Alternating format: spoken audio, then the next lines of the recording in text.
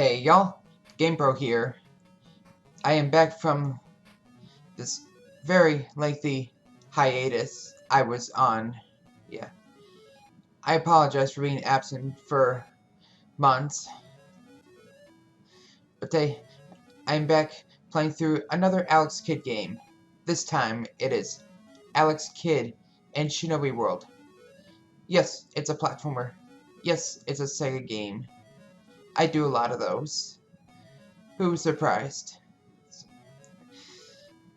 Originally, I was gonna go through the series chronologically, not counting High Tech World, not counting the BMX Japan only Alex Kidd game. I was originally going to go through Alex Kidd in the Enchanted Castle prior to this, but I still have yet to. I decided to go and purchase Sonic's Ultimate Genesis Collection for that, among other 16-bit games. I'd really like to give a shot at one of these days. Not to mention it'd be kind of weird playing through a 16-bit game, then heading back to something on the Master System, or what was on originally said system. Granted, this came out later, though it is still an odd feeling. So you saw to apply this game. Alex Kidd's girlfriend got kidnapped. He now has Shinobi powers, and let's go fetch her. But whatever happened to Stella? That girl looks nothing like her. And just to clarify, Stella is the second playable character in the arcade version of Alex Kidd: The Lost Stars. So this game, you have 12 levels you have to go through, a third of which are bosses, which take around 10 to 25 seconds. It's a pretty short game, even by 8-bit standards. To a point that this is the only part in my playthrough. That's right, there is no part 2 of this. This footage is the entire game. Good thing the quality's there, even though the quantity hardly is. The gameplay is pretty much similar to like what it's a parody of, the Shinobi series. My experience with Shinobi would be that I received the Genesis not long after I was 9. It was around Christmas time. I received said console and got the 6-pack along with the system. Revenge of Shinobi happened to be among the 6 games. If it wasn't for Sonic the Hedgehog, I would consider that my favorite game on the cartridge. Not the most well-aged game there is, but it was a lot of fun. And that right there was one of the first, if not the first time, a video game implemented wall jumping. And given that it's a video game's first attempt, it's done very well. The controls in this game are generally pretty good. Alex Kidd is a bit on the slippery side, but it's nothing you can't get used to after several minutes of experience in this game. Now, here's a fun fact. Kabuto, that was originally going to be, I kid you not, Mario, with an H at the end of the name. There's a leaked sprite, there's a leaked picture somewhere of a different face, not just a different name referencing a certain Italian plumber with a mustache that very much resembles said Italian plumber. But, copyright issues, so I didn't feel like chance it after all. So it's not going to be as big of a jab to Mario. Although, I don't remember if the first showed it off or not. I gave him no mercy. But on top of being able to shoot fireballs, it also shrunk in size after a few hits. So that could still be a jab against Mario.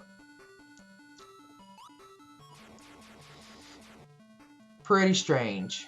Pretty crazy, isn't it?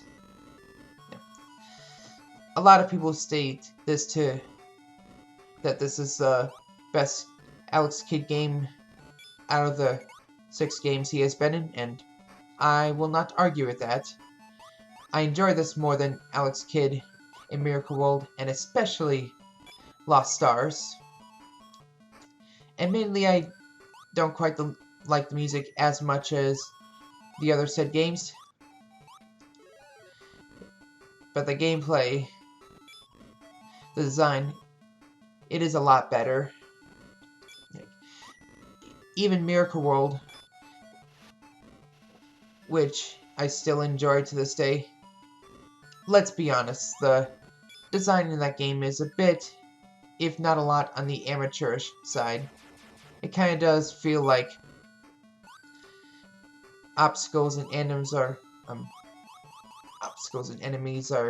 placed in randomish spots. And granted, that game is about 30 years old, so I gotta give it leeway then. But, you know.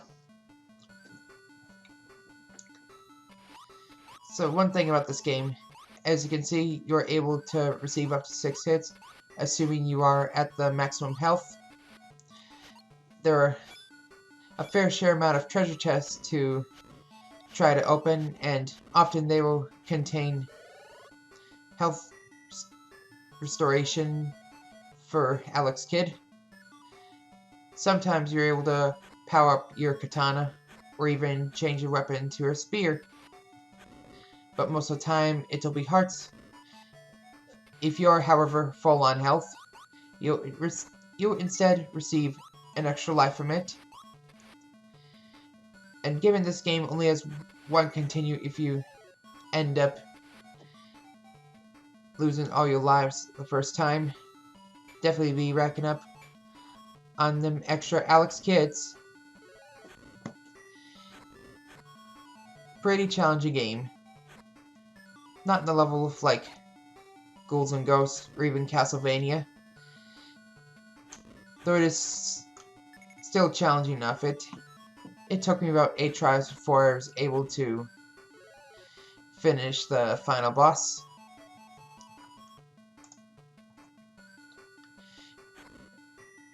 Most of the levels have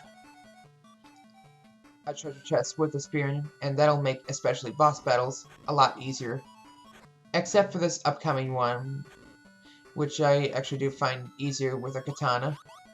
But if by chance you really want that spear, it is right below the exit. Right where that last treasure chest we saw is.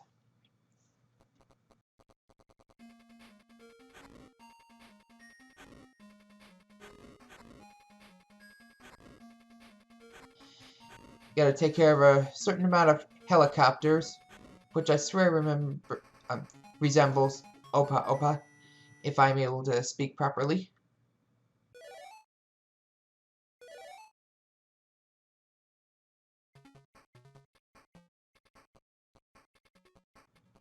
Robster.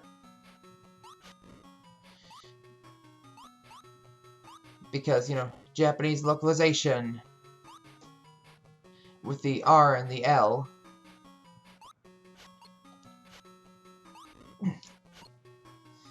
Seriously, you can use wall jumps in vertical levels like these too, as an excellent technique in order to, well, I should say obvious technique to speedrun this game. The fastest speedrun I've seen would be about 12 minutes. It's about a 20 to 30 minute game. Despite shortness though, it does have a fair amount of replayability for an 8-bit game. Further, For several times, there will be multiple paths. The hidden routes are often the lengthier ones, but with more goodies. So I do recommend going through those. Try to rack up on lives. Remember, once you're able to receive 6 hits, you are able to collect some extra lives for the character you're playing as. I was able to rack up on about 7 lives in this playthrough. And yeah, that's the most uncommon thing you get from treasure chests. The ability to become a tornado. And that was a bit frustrating. For just to the right of the screen was the end of the level. But you know, it's not like I had Alex Kidd go to heaven that many times. And it's a short game as it is. So I just left the deaths in, and granted I usually do anyway, but you know. Although this day and age I would be more inclined to make some more edits. Like if I were to play another RPG, I would certainly cut out battles, unlike when I play through games like Mario & Luigi Superstar Saga or Quest 64.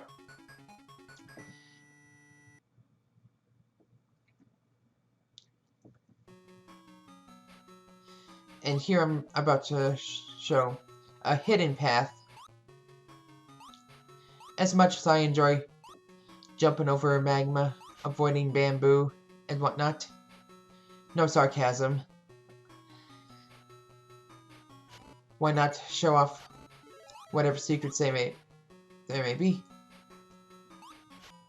And that random Dragon Crest slime-like enemy is random. Unless there's a hidden path I've not been through, that's the only time you ever see it in that game. Hit it once, it breaks into 4 smaller forms.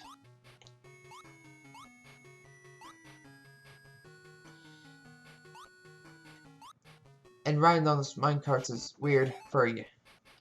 For you cannot just stand on it and enjoy the breeze.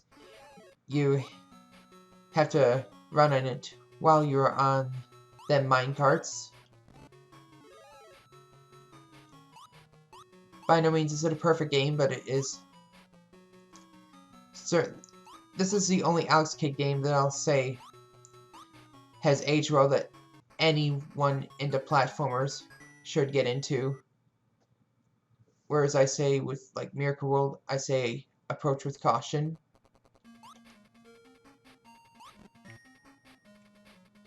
Just simply jump right before Robster. Fire Spear, assuming you have one. And it's another easy boss. Jump for joy. Hurrah. Go Alex Kidd.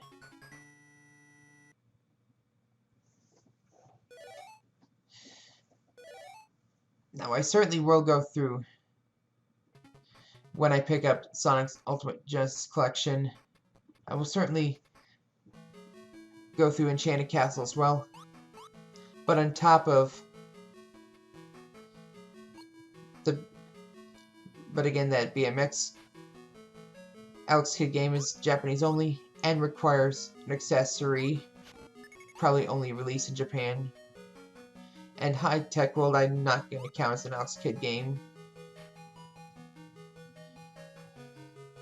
because that was just a rip-off of a game based on an anime. The name slips my mind.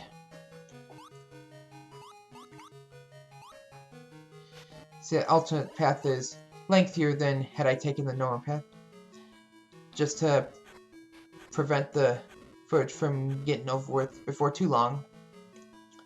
Also, I swear those blocks look a lot like them blocks from Super Mario Bros. 3. And here I try to figure out how the heck to get to those treasure chests that have been teasing me every single time I come to this room.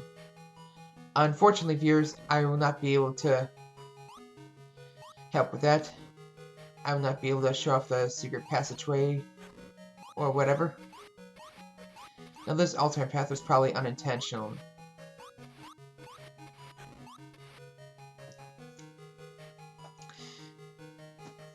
Seriously, lots of variety in this game, and granted, there's not a lot of room for being monotonous for a 20 to 30 minute game anyway, but, you know.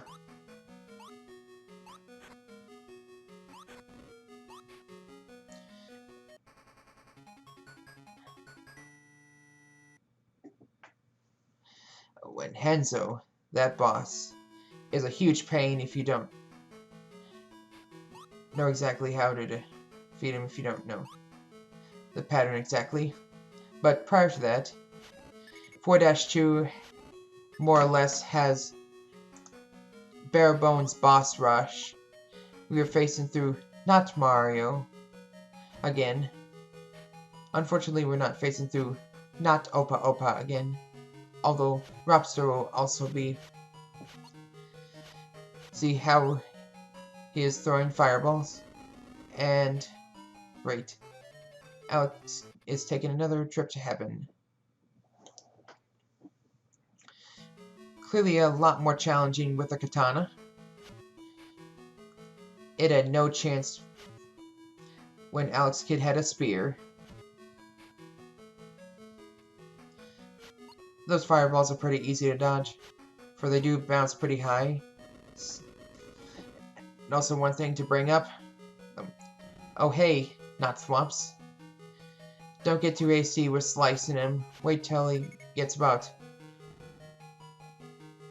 at the center of the screen, so it won't bounce off the wall and collide with you.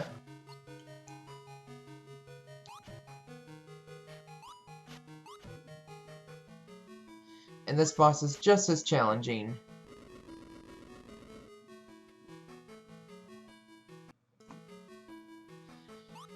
So now we have not Mega Man disappearing platforms. I say wait just before it starts repeating the pattern, then bother to jump over them crystals. Hindsight, can you wall jump up there? Are you able to wall jump off of any and every wall of some sort? But seriously, we're already at the end of the game. Hanzo. This guy is a toughie. What you need to do is, as you can see, it has this barrier, or what it's supposed to be, while it takes leaps, and during a second when he lands. After that's, just before that second is up, run up to him and give him a slice. Your timing needs to be impeccable. You need to have really good timing in order to be able to get through this phase without receiving any hits. And if you die, you're only able to receive 3 hits and you're down. This boss has 3 different phases, and I already took care of the second one. This phase is pretty fun though, able to create clones of himself, which lack color for some reason, but still a really fun phase of the boss.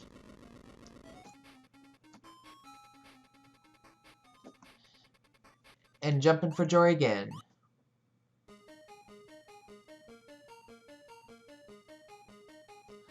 My girlfriend.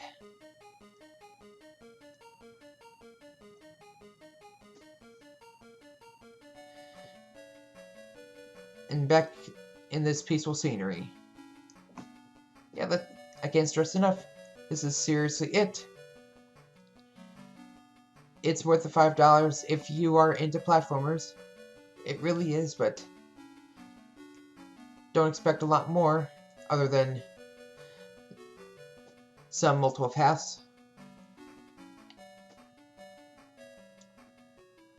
again, sorry for the lengthy wait. I will get back. I'm clearly getting back into Alpine, and you won't have to wait for months to come again.